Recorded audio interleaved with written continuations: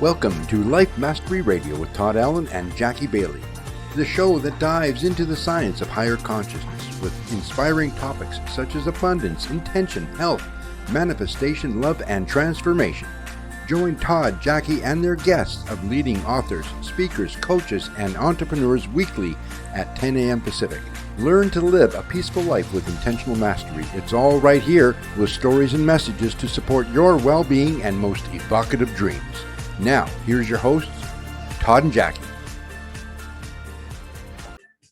Hey. It's another groovy day, and most of you already know, but I'm going to tell you anyway. That's because I make it that way.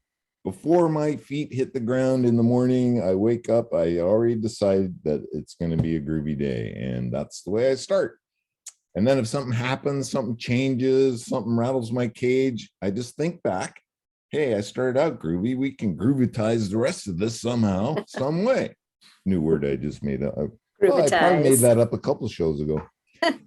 Anyway, that's the way it works. So Jackie and I are here today, and we have a really groovy show. You know, I've been doing this for probably 12 years, close to 13. And every once in a while, we have a guest on the show that really opens my eyes. And this is one of those shows. This is, and I promise you, this is going to open your eyes too, because this is cutting edge, definitely cutting edge. And our guest has spent a lot of time in some research. He has the facts. He's got the whole presentation. I also think that, I do want to remind our listeners that today's show page is at www.lifemasteryradio.net or .com, whichever one you prefer. And any links that we talk about today with our guest will be right there. So you don't have to worry about writing anything down while you're there. Sign up for our newsletter. Jackie creates a newsletter every week. Who's coming on the show, who's been on the show, and a blog post about the show that we just did. So it's a great way to stay informed. That's all we use that email address for. And you get a notification of the cool topic. Jackie, we have some really cool topics, don't you think? We have amazing topics. I have learned so much from every one of our guests that to quantify it would be impossible, because we got to I remember little snippets that I hear from guests, and I think, who was that said that? When the name comes to me, I remember, he or she said this other amazing thing too. It's incredible. Check out our website, and we have a YouTube channel. All of our video, there must be a couple hundred by now, and some great guests and some great topics like today that will blow you away. I think that today's guest is Jackie's guest, so that means Jackie has the introduction. You want to just jump right on in? All right. Let me bring that up so that I get this word for word, because I don't want to miss anything. This is Stefan Zavalin. He's a doctor of physical therapy with a passion for movement and health. After a few years working in the physical therapy world, Dr. Zavalin started a consulting business called Love to Move to help office workers reduce sitting time. The vision for his business changed the American work culture to help bring more movement to the everyday life of office workers, maintain their health, wellness, and ultimately the longevity of their lives. He is the author of Sit Less, Evolve Your Work and Life Without Compromising Your Health. You're going to want to read his book if you want to reduce how much time you spend sitting, you want to become more of a leader, and you want to drastically improve your life and work by doing less. I like that one. In his free time, Stefan likes to write songs on piano and guitar, critique a good cup of coffee, and play board games with his wife and friends. And he is right now on his way to California from Tennessee, making a big move. And he also had his TED Talk recently released, available for all to see. It's wonderful. I highly recommend that. It's called Sit Less, Move More. Please welcome our guest, Stefan Zavalin. Woohoo! Thank you so much. Nice to have you with us. Oh, it's a pleasure. I'm already so excited. We were even in the green room, and this is going to be a great show. So the first thing that comes to my mind, I don't want to jump right in here, but the first thing that comes to my mind is because of the success you're experiencing with this movement. Is that why you're moving to LA? That's a funny thing. There was a time when I considered calling it the movement. So I'm glad that other people are echoing that idea. That is a part of it. People are more receptive to things like that in LA. And also a lot of what I do is for desk workers, a lot of tech companies all throughout California and more so on the West Coast. So there is a part of that as well. As we also have some great friends out there. We wanted to be closer to them. That's the other piece of it. Cool. Well, those of you that are familiar with our show might notice that I'm actually not sitting as I typically do during the show today. I am standing during the show because in reading Stefan's book, it's like, okay, I got to do more of this, and sitting less is a priority. So I'm actually doing that today. And I was in a meeting before this, so I've actually been standing now for about 2 hours. So we'll see if my knees are going to give out on me or if I'm going to be able to do this. But it's really, your book is amazingly simple. I mean, it really opens eyes to, oh, yikes, is sitting really that bad for us? But according to you, there are definitely some prolonged effects of sitting too much. So what are some of those effects that maybe our listeners don't know about, Stefan? Sure. And the way I like to talk about this is in a timeline. So if we start at a certain amount of sitting and we add more and more sitting throughout the day, what does that do to our bodies? How much of that can we have a good effect on immediately? And then what are we really worried about in the end? Because that's what we care about. So around 4 hours of sitting, which most of us probably sit far more than 4 hours, you actually have some increase of blood pressure and blood insulin. 6 hours, you've got increased likelihood of anxiety and depression. 8 hours of sitting throughout the day, you have a doubled risk of cardiovascular disease, which that one is interesting because even with the pandemic, cardiovascular disease in the US, still the #1 killer.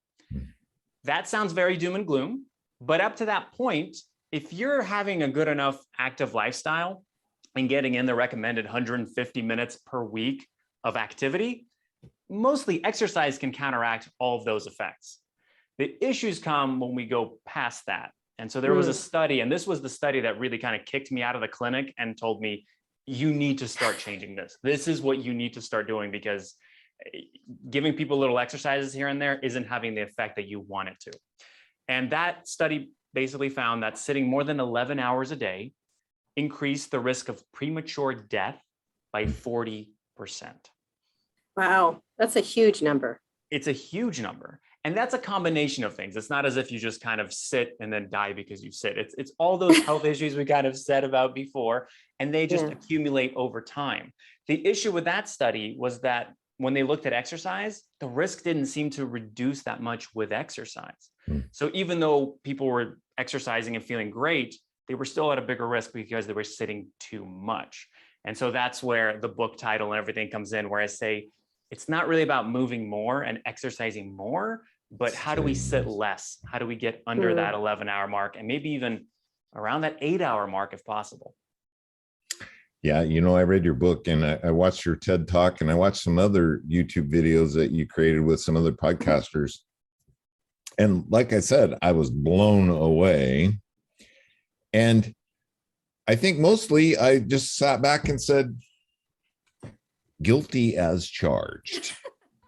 And I had no idea, Stefan, that my lower back being stiff all the time. I'm 60 years old, and I would find myself first thing in the morning being kind of wobbly, like I was drunk, right? And that was the stiffness of the lower back. And I was thinking, oh my gosh, I got neurological issues going on. And I boiled it all down, and it's like, no, you're sitting too much. Yeah. Absolutely. It was amazing. So then I was listening to some of your other podcasts, and maybe you could talk to us a little bit about the changes that we go through in our 50s and 60s. Our body changes drastically, and this is great information, folks. So stay tuned. Absolutely. So in terms of you're talking about your low back specifically, our spine, there's something called stenosis. And as soon as you add like an is or something at the end of things, people go, oh no, it is scary. It is something medical. Stenosis is a natural thing that happens with age, where basically your spinal cord starts to sort of narrow. The vertebra around it starts to narrow a little bit, which means that we tend to hunch over a little bit more and we start to bend a little more because that opens them up a little bit. And so that's why a lot of times that's the stereotype of the older people are, the more you see them kind of being bent Hunched over. Yeah. Oh, yeah, there you go. That's bone. There's not a whole lot that you're going to necessarily be able to do it with it in the midst of it. Early on, if you're keeping yourself mobile, if you're having a lot of movement to your spine, you can reduce the amount that occurs. It doesn't mean that you can't do absolutely anything, but you're not necessarily going to revert it. You're kind of going to slow down the further stiffening process of it if you're starting to do things now. A similar thing occurs with your muscles. There's something called sarcopenia, which is just the wasting of the muscles as we age. We just are going to have less muscles. Muscles are a very kind of demanding tissue. It takes a lot of energy to maintain them and even get them. It's the same kind of a part. You should strength train as we get older, just so that you maintain as much of the muscle and that it doesn't waste away. By no means, I know I kind of said before, if you sit too much and then you're exercising, it seems like it doesn't do anything. Exercise does a lot. I am for exercise and it's wonderful. I'm just not saying that exercise is everything that we have to do. There's a little bit more sort of to it. And then of course, as we age, the nervous system also gets affected. So our reflexes go down, which means that our ability to react to when we have to balance or do anything, that starts to be affected. And so all those in combination, it starts to slow us down. Well, and I'm a pretty active guy. You know, I'm out mowing the lawn. I'm restoring old trucks and cars. I'm doing this and doing that, moving around, but I still, you know, I added it up and I'm probably still on my butt 6 hours a day. Right. I mean, and then after you're done for the day, you got to watch a couple hours of news or, you know, a documentary or some kind of series. And we're sitting way too much. That's what I concluded. I am sitting way too much based on your calculations and what research and science says. And what I would say to that also is 6 hours. Let me be honest, 6 hours, that's fantastic. So many people sit far more than that. Yeah. And even if we add 2 or 3 hours of you sitting on the couch afterwards, if we're saying 8 or 9 hours, you're ahead of the game in this sense. If we can get you under 8 hours, fantastic. But in your case, I think it will be more important for you to break up the sitting. So maybe it's not as much about reducing the total time for you, but finding, okay, can I sit less than an hour every single time that I sit down? And how do I find ways to break that up a little bit here or there? And that can just be scheduling sometimes. It doesn't have to be anything of, I need to jump up and do jumping jacks. It doesn't have to be that. Well, you suggest like moving around, I think, every 30 minutes, right? So 30 minutes is the absolute ideal. And that's just because the blood flow to the brain starts to reduce. So you're already going to be maybe starting to make some more mistakes. You're starting to feel a little bit more fatigued and not thinking as clearly, though you don't notice it until further in. But if you're somebody who sits for an hour and a half straight, and I tell you, go get up every 30 minutes, your workflow is going to get completely disrupted. That's not going to be conducive to your work in general. So I would say just go a little bit less. If you're the person that sits an hour and a half, try an hour and 15. And that's when you're getting up. Then go to an hour. Don't jump to 30 minutes right away. It's just not going to be sustainable. Well, someone told me a long time ago, it was a friend of mine. She had taken a course on, I don't know if it was actually time management or if it was something based on creativity. And she said she had learned that you set a timer for about 40 minutes and you get everything done that you need to in that 40-minute time, whether it's check your emails, whether it's work on a project, whether it's, you know, write a little bit of a book, whatever it might be. When the timer goes off, you get up, you move a little bit, and then you move to another activity and do something else for 40 minutes. And she had claimed that this was really great for our psyche. It was great for our energy and creativity and so forth. And I tried that for a little while, and she was right. I could see that I actually was more productive, even though I took more breaks, because that's counterintuitive, right? Mhm. That we want to just work straight through. But I did recognize that I did have more ability to switch gears faster and to be able to get more done when I knew I got to do this in 40 minutes before the timer goes off, or I'm going to be behind. And so is that something that you're similar to what you're suggesting, is that maybe we set some sort of timer? And because you're not saying that we should go out and take a 20-minute walk every half hour. You're saying that just getting up, moving a little bit for a couple of minutes is all that's really needed. Am I correct in that? Yes. So there's a combination of things there, because you're absolutely right. It does work. What you're describing also reminds me immediately of the Pomodoro method, where it's 25 minutes of work and then 5 minutes of whatever else that you want to do. And you can do it that way, absolutely, or the 40 minutes. And then the timing sort of depends on what you feel works best for you. But the issue is, in all those studies that helped kind of reverse when you take a break, how much do you need to move? You need to move for maybe 2 minutes. You don't have to move for, like you said, 10, 20 minutes. The issue is, if we say we're going to do a perfect thing, we're going to, every 30 minutes, we're going to get up and move for 2 minutes all the way throughout the day. With all the hours that we're sitting, you're maybe adding half an hour of movement throughout your day, which if you're sitting 12 or 13 hours, most of us do actually, if we're working at computers throughout the day, combined with all the couch sitting afterwards as well, a half an hour isn't going to get you under the 11 hours, or that's not going to have a big impact. So while those are great places to start, really what we need to do is what you did. You adapted your work. You did a meeting standing up. You're recording this show standing up. Now, all of a sudden, that's 2 hours that just got taken off of your total sitting time. It doesn't mean you need to start with 2 hours right away. Maybe it's just 30 minutes here, 15 minutes here.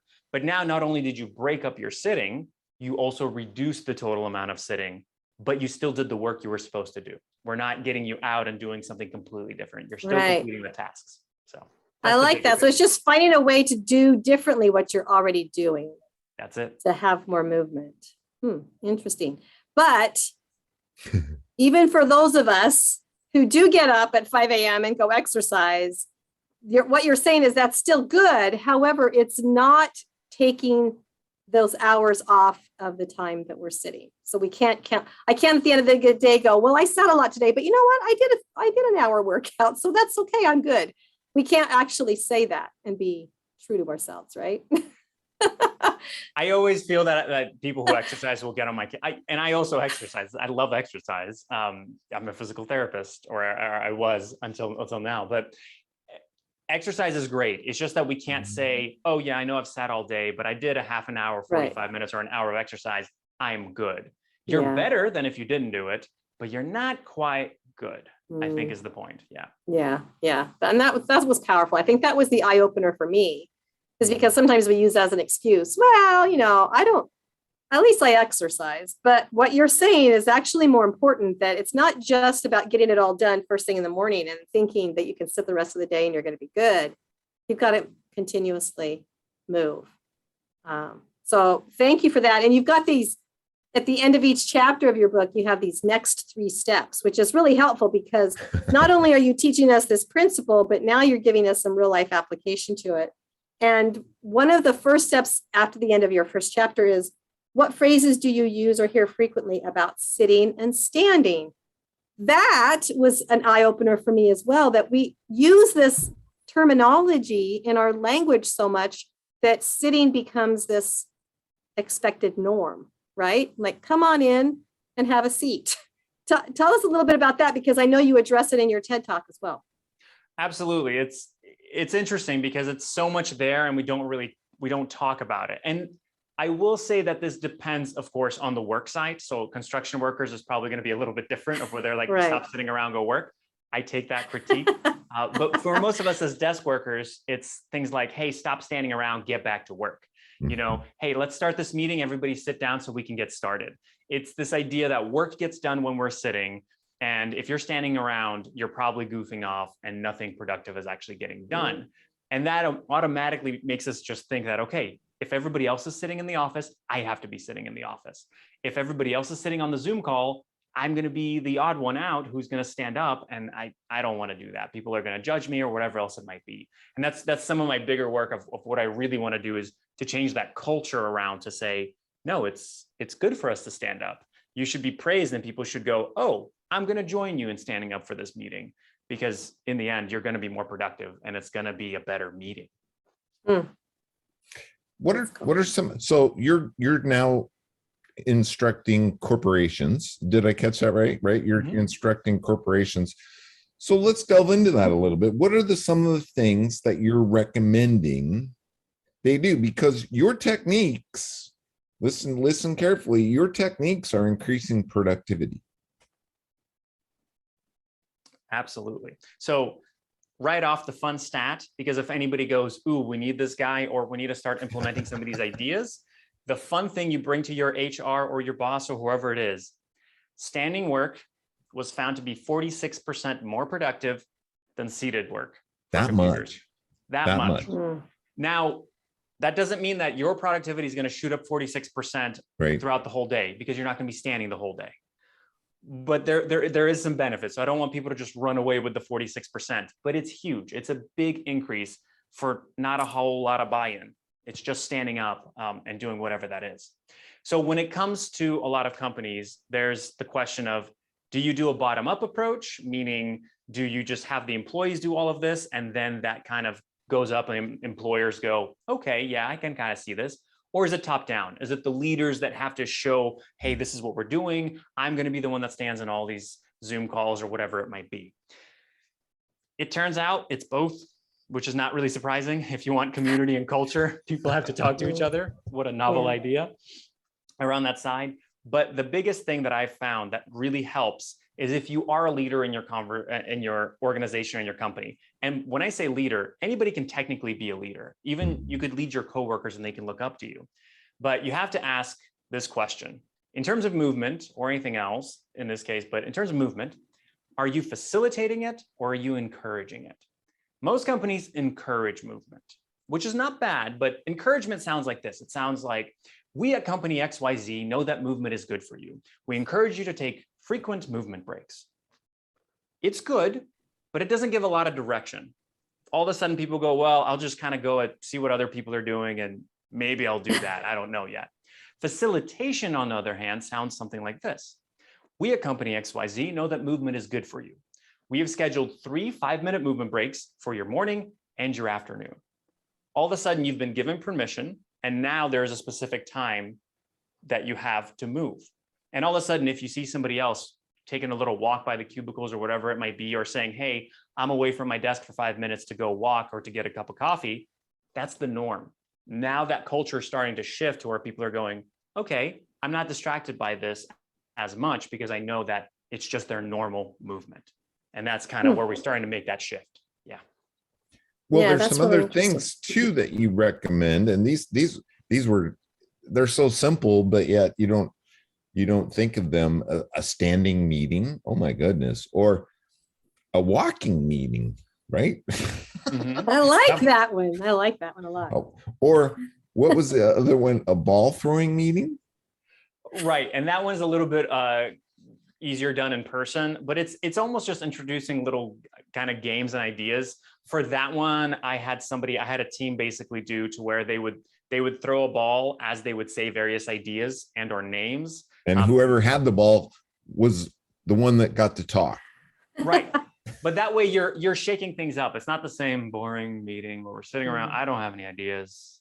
I'm lost. You're getting a little more energy into it. And now people are kind of thinking around it.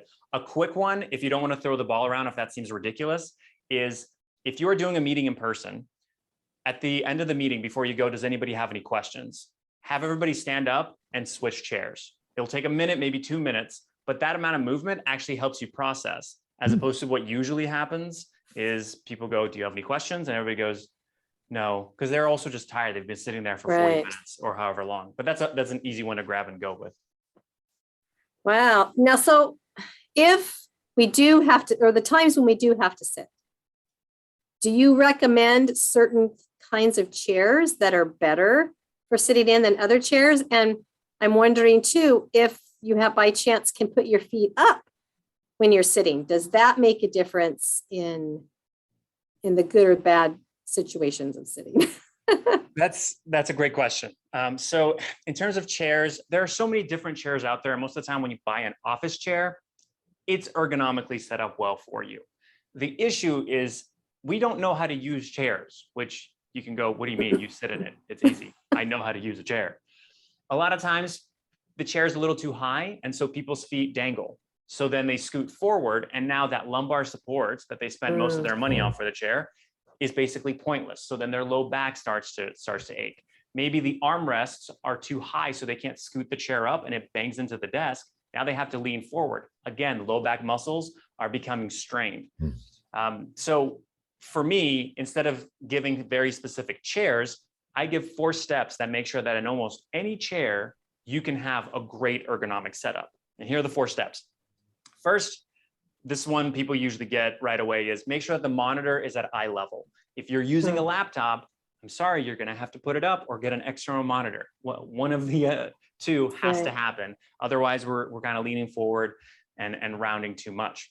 So elevate the monitor to eye level. That way you can sit more upright.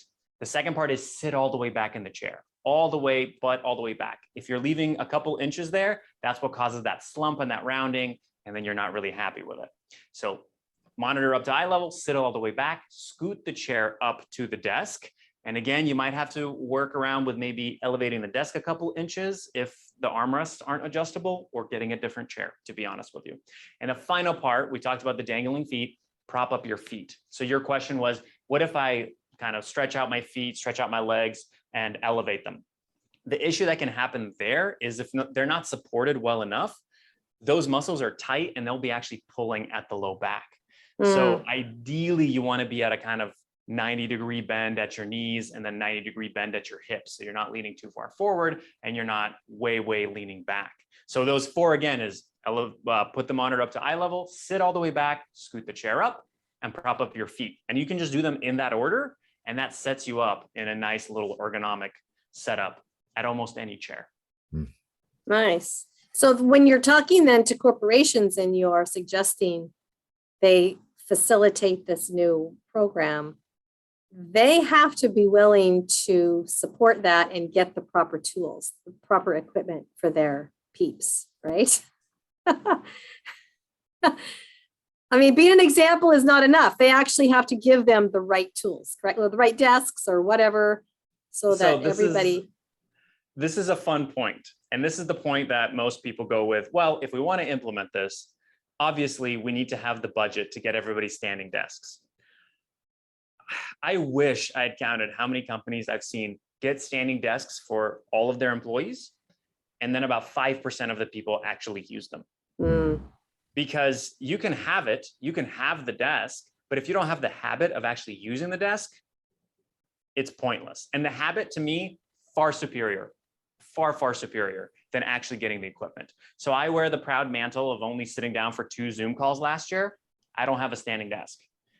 You don't need a standing desk. Now, a standing desk, if you have the habit, a standing desk makes it so much easier. It really builds it up.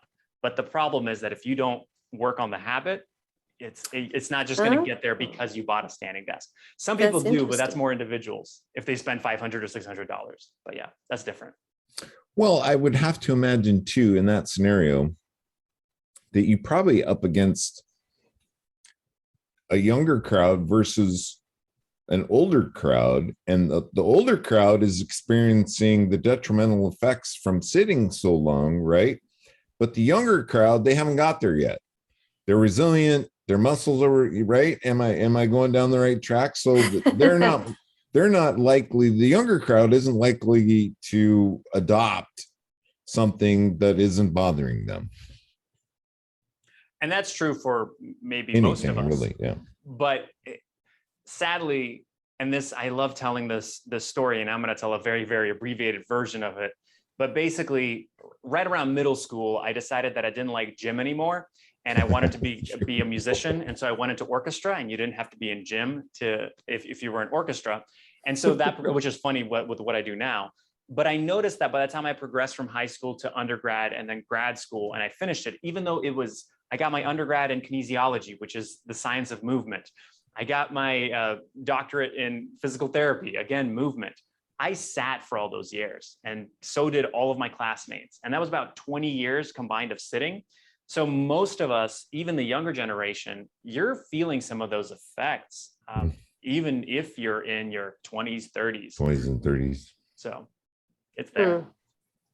Well, I can tell you right now, because I've been standing for several hours, that I'm starting to rethink my shoes and starting to realize, I could stand more, but if I don't have the proper support on my feet, then my feet are going to get tired or sore, and then I'm going to be less apt to stand again because I don't want sore feet. Well, so I'm starting question. to see that there's this ball that starts rolling that it's like when you change your carpet, then you've got to change your furniture. When you change your furniture, you got to change curtains. And I can start to sense that there's something like that might occur here. Am I right? Yeah, so that's a great point. It's true. In your case, at this point, I think you're standing more than I would have recommended that you start with, because you're going all in, and that is what many people do. They go, "That's it. I'm going to do 4 hours a day." Whew, you are not ready for that. Maybe an hour to start with, but honestly, sometimes I say 30 minutes and then sit down, because it's going to be easier for you to stand 30 minutes every single day than if you do this where you're going, "Oh, I'm achy," and then tomorrow, if the muscles on the bottom of your feet are going achy, you're going, I did it yesterday. I don't have to do it today. I did it. Yes. And that's what, again, about that kind of habit thing. I usually say, as this kind of self-diagnosis little thing, if you are going, I am tired, I'm achy, this is too much standing, you've already gone way too far. So whenever you're starting to stand and do these things, it should never get to the point where you're going, I'm exhausted from this. If it does, back up a little bit. You're doing too much. This should be more so invigorating and actually help you. Because again, if you've been sitting for several decades and you're conditioned to that, of course you're not ready to stand for long periods of time. Right. That's only normal. But in your case, for shoes, it doesn't always have to be shoes. Maybe you can get a mat, maybe an inch thick mat, and that can also help, just something soft to stand on. Well, we were born barefoot. Is barefoot better, or do we need that arch support? The question of the ages, and it is a huge debate within especially the running community of whether you should run barefoot or you should run in shoes. And effectively it comes down to this. If you have, for the last several decades, used a shoe to support your arches, and that's what your body's reliant on, you need a shoe. You're not going to be able to just go barefoot right away. Maybe you'll go for a short amount of time, but you have to train yourself up. And basically all of this support has detrained the muscles to a certain degree. So I usually say, we're not ready for those kind of commitments. Stick with the shoes. Don't go to the barefoot side. But that's very similar for sitting. If you've been sitting for so much time, you're not just going to jump into standing. You're still going to need to sit every now and again. So that brings up an interesting next question is, many of us have been in this bad habit, let's call it a bad habit, of sitting too much, right? Have we created detrimental effect, or is it possible for us to gain some ground and reverse some of that? Because some of the, and maybe we can talk about that a little bit too, some of the other videos that I watched, you created that other podcast. I mean, our muscles begin to degrade over a certain amount of time. Is that recoverable, or does that stay that way? So it's more about trajectory. It's more about what is your future going to look like. If you continue to not do any of the things as far as movement or strengthening your muscles, they are going to continue to degrade in that same way. And you still, absolutely, if you're getting in the movement, there's ground to be gained, because now your trajectory is moving a little bit more up and it's not dipping down quite as much. But there does come an age where you're not going to be able to build much more muscle necessarily. You're going to be able to build strength, absolutely, but that's a little bit different, because that's more of a nervous system issue than just pure you're building muscle mass kind of an issue. But that shouldn't discourage. That should just say there is always, at any age, you can do better if you're finding that you're sitting too much. What it means is it's going to be individualized. So one of the phrases I like to use is move within your means. And your means, those limits, they're a little rubbery. So go to your limit and then see if you can push a little further, but don't try to run a marathon if you're mostly just sitting on the couch. There's no reason to just go completely in the other direction. And I think that's what I like most about your program suggestions is that we should just start out slow. It is about setting habits. So if we can get into the habit of standing, like maybe that 2 minutes you said every hour, or at least moving at the end of every half hour, and just kind of start slow and get into that habit before you then start trying to do additional work. And it seems like that would be an easy way to start. You know, I know that with exercise, if someone hasn't exercised for years and they say, I got to get back in shape, I'm going to start exercising, and they go really extreme with it, they get demotivated because they do get sore and they do get tired. And I can personally say that my adrenal glands, when I started to do that, were totally burned out because I stressed my body out, right? And so having these literally small steps toward a new habit is the real way to go, no matter what age you are, right? Or are we just talking about old people? Absolutely. Bite your tongue, any Jack. age. I gave a talk, actually, it was for teachers, and we were talking about how movement, it was for mental health, actually, because the two are so linked. Your physical health and your mental health they go hand in hand very much. And depending on the grade, but most of the time, right around 5th grade, which is very ironic because that's when I got out of gym, but right around 5th grade is usually when kids lose recess in schools, and you see their activity level drop and the inactivity times just rise. So it's for everybody. This is a constant thing. We're taught to sit, and then we go out into the world, and now more and more we have desk jobs. More and more things are getting automated, so more desk jobs are being created, and we need to shift that. A desk job shouldn't be bad for you. It's my dream, Right. is if we can make a desk job either neutral, but if we can make it good for you, oh my goodness, that would be amazing. If you feel healthier after working, what a concept. And you say you want to change the culture at work, but and maybe we need to start changing the culture at school so that then by the time they get to work, they're already in the culture, right? I mean, sure. But I think there's a combined thing of also, if you're having parents that are going, oh, well, at work, this is what we do, that might also translate to the kids. So I think both. Why not just everything? Let's see how much we can change. Yeah, I like it. And you're saying, start out slow. And I noticed in your TED Talk, the person that you referred to was Alice. And this was the big point of it, is she noticed a drastic change just after 30 days, correct? Mm-hmm. I've had some people notice a change in their mood and in their whole activity level within a week of small changes. This is just small changes of I'm going to stand up. I'm going to do 6 breaks of 2 minutes throughout the day.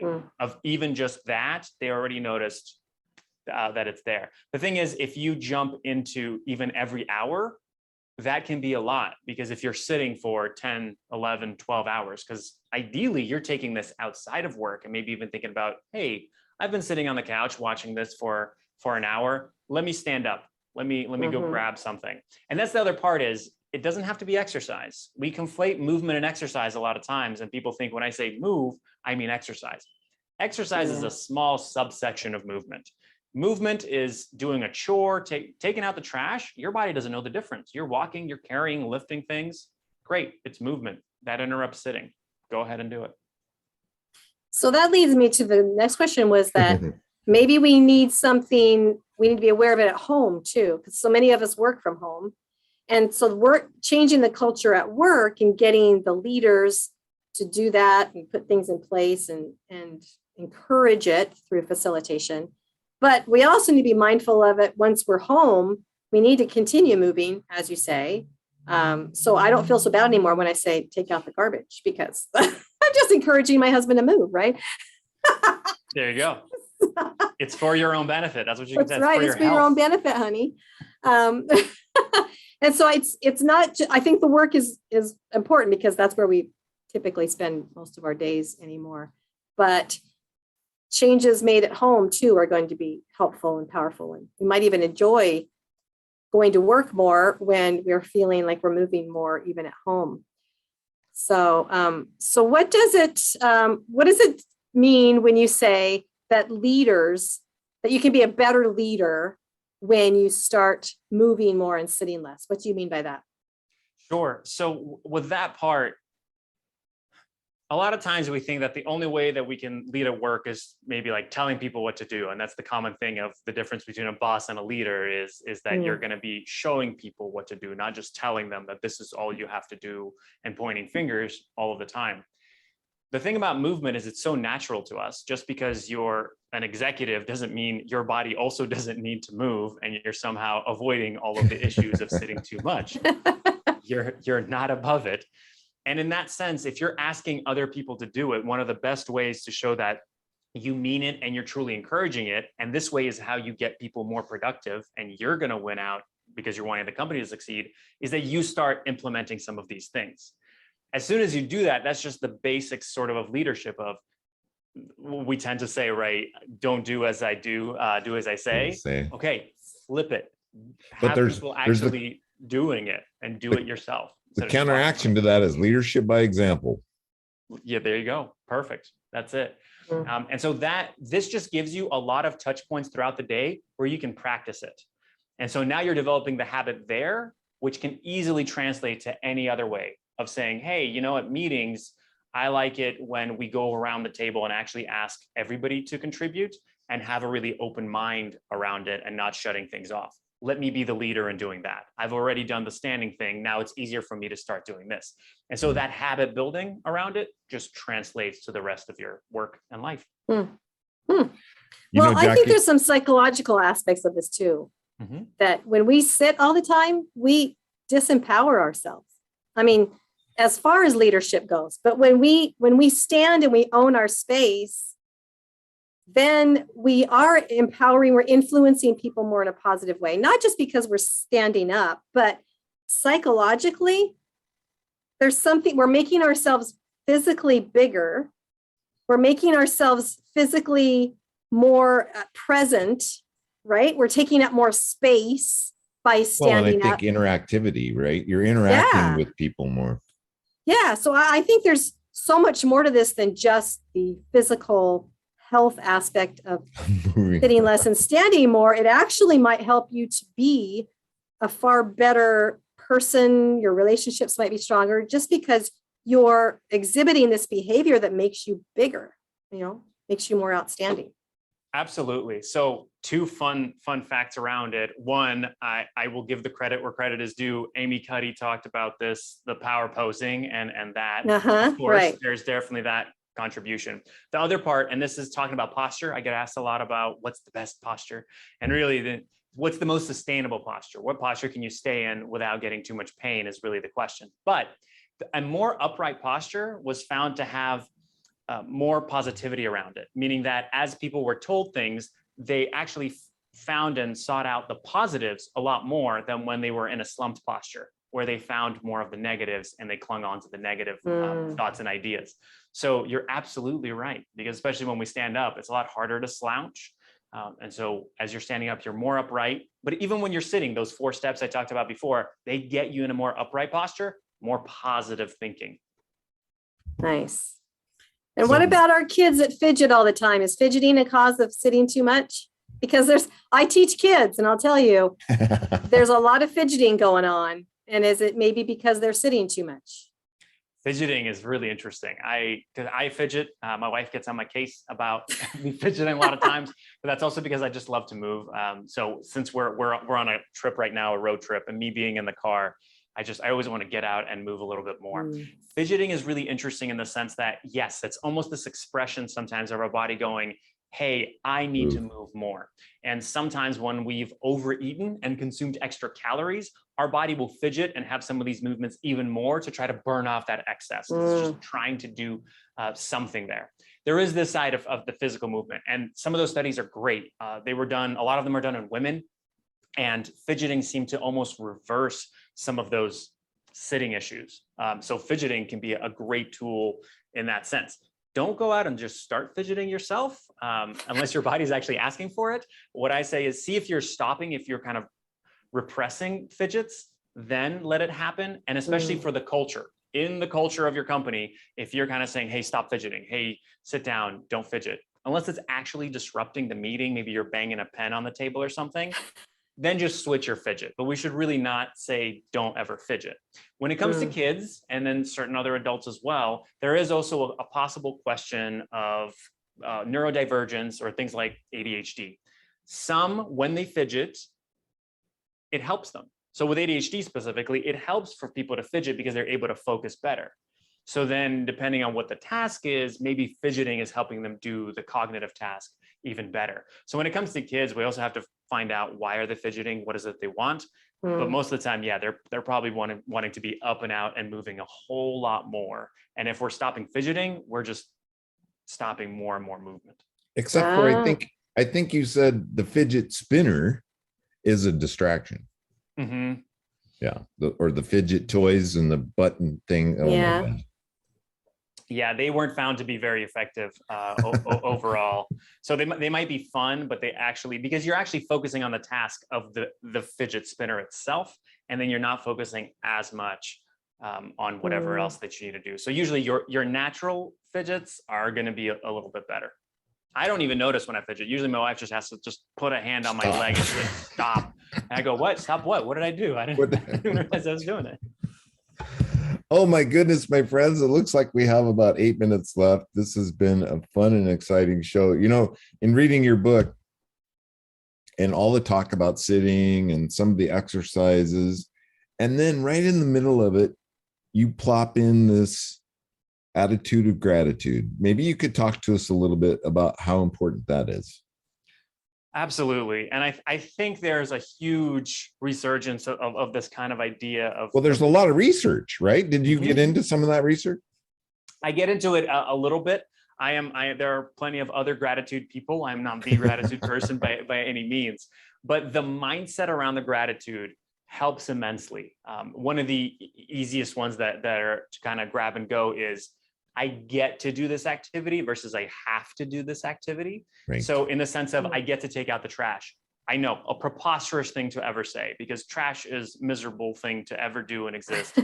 Only second to dishes. You have to get up and walk outside, right? I mean, but you have to get up and walk outside. So not only is that better for your health, but also that means that maybe you're going to live a little bit longer. So that's better for your family and they're happy, not to mention that they don't have to smell the trash, whatever it might be. So now all of a sudden you get to do it. You get to do some of these chores and some of these movements. And so the gratitude also comes from that, not to mention just saying, I have a body that can actually function and I can do these motions. I choose not to do these motions, but I could. And how many people out there can't actually do what I easily could do, is stand up and walking. And where can we do that? Where can we be grateful for that? Because sometimes when we have that attitude of where we're tired, end of the day, I don't want to go to the gym. I don't want to go for my evening walk. The gratitude can be one of the tools that you can find that little bit of motivation to even just go for 5 minutes. Push you over the edge. Less, but that's cool. Better than zero. Yeah, that's really cool. Yeah. So what do you say to people that are wheelchair bound who can't get up like that? And this is a question I get as well. Obviously, I don't tell them sit less necessarily, right? But there is an absolute piece for moving more. And even from the physical therapy side of things, with wheelchairs, most of the patients that have to have a wheelchair, they know that they have to shift their body and move themselves around, because you're going to get pressure ulcers if you're sitting on one spot for too long. So actually they are very aware of the fact that if they're sitting too long, that becomes an issue. That doesn't mean that you can't lift yourself up with your arms a little bit here and there and do those in the increments that we talked about, where you're sitting for 30 minutes. Okay, then you move for a little bit to the other side. You can still do a lot of movements with your upper body. And that also depends on what's the reason, how much movement do they still have?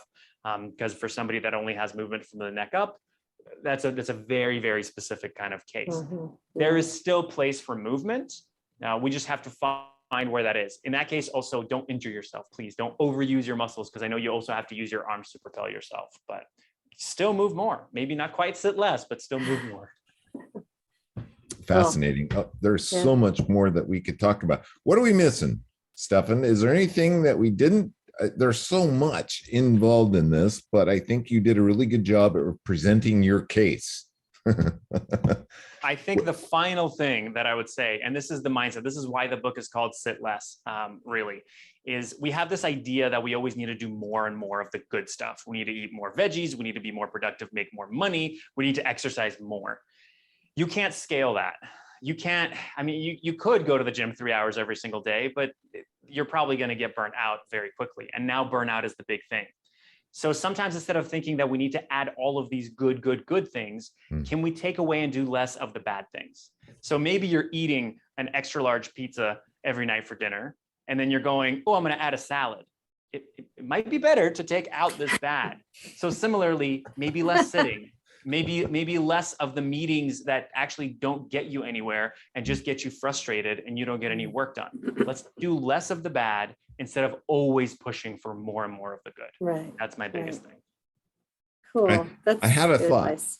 I had this thought that if we're sitting on the couch and we think, oh, I should get up and get a glass of water, right? Because that would get us up, and hydration is a big thing, right? Right. So we're staying hydrated. We're getting up. We're getting a glass of water. But then because we've ingested that water, we're going to have to get up again to go to the restroom. Right. So maybe that's an easy way of getting ourselves in this habit. Is just if you're sitting there and the commercial comes on, oh, I need to get up and get a glass of water. That will create this perpetual getting up. And if you want an extra add-on to that, is fill your glass up a third or halfway so that you have to get up more often. Get up again. Get more water. But yeah, I do that with my coffee in the morning. So yes, absolutely.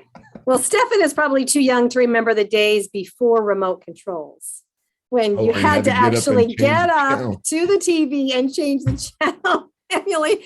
Maybe we need to get rid of our remote controls and do just more of that. If we want to change the channel, maybe. Except my TV doesn't have a button. Well, maybe that's, see, but that's one of those things now that's become part of society that encourages us to not move as much as we should, right?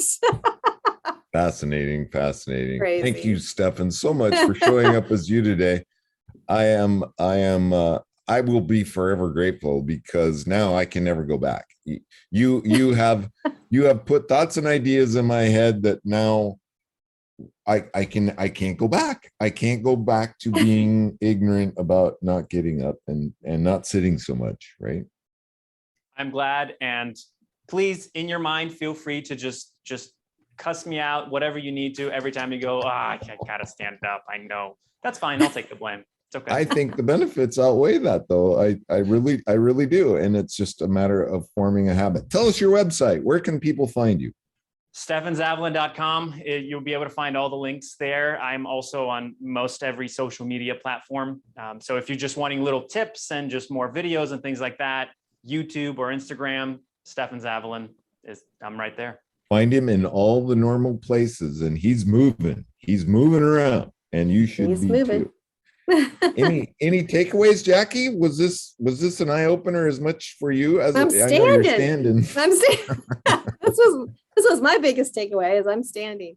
You know, it's funny that when you hear this, Stefan, it's not like you go, no, that can't be true. Everybody who hears this must go, yeah, he's right. I sit too much. So you are in a perfect position to really influence people positively, because it's not like they're going to argue with you. You know, they go, yeah, you're right. I sit too much. So I'm sure your message is going to get out there in the world. And, you know, with so many of us on Zoom meetings, make sure that you're contacting people who do these online courses and figure out how to help them get their audience on their feet, even on the Zoom meetings. So that would be helpful. Thank you again, Stefan. I really appreciate it. I hope you'll come back, because I think there's a lot more we can talk about. And thank you so much. Yep. That's about all we have for today. I hope you enjoyed the show. Please tell a friend about the show. We have numerous shows on our YouTube channel, and we always have a really cool guest every week. So you need to tell a friend about it. Jackie has a book. I have a book. You can find about all those books at today's show page at www.lifemasteryradio.net. Lastly, just a couple of things. Think about getting up and getting that glass of water. Stay hydrated, and then visit the restroom, get some more water. Just keep that perpetual cycle going. And please, please, please make it a great day, because it is all about choice, and choose not to sit so much. Would you? Bye-bye. Bye, everybody.